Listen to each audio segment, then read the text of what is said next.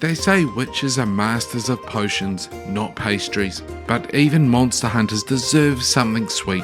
Today, we're whipping up a treat worthy of a witch's kitchen.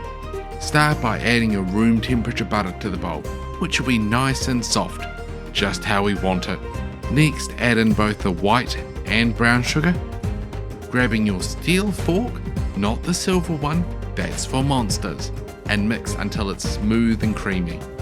Crack in 1 egg, making sure it's not a cockatrice egg, then mix until it's glossy. Now add in the flour, baking soda and baking powder. These help the baked treat rise, so mix until a dough starts to form.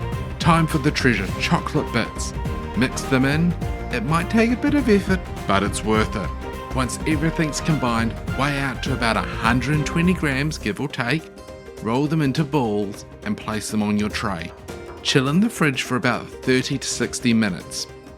While they're chilling, preheat your oven to 180 degrees Celsius on fan bake or 200 degrees Celsius on regular bake. We'll bake these for about 12 to 14 minutes, and if you want to have a bit of a flatter cookie, just press them down slightly. The smell will attract nickers or just about anyone in your house, so keep an eye out. Once baked, let them cool on the tray for about 30 minutes before moving them to a rack. And there we have it, Witcher grade cookies with just enough magic to fit into a feast from the land of 1,000 fables, or simply your own kitchen table. I hope you've enjoyed making these with me today.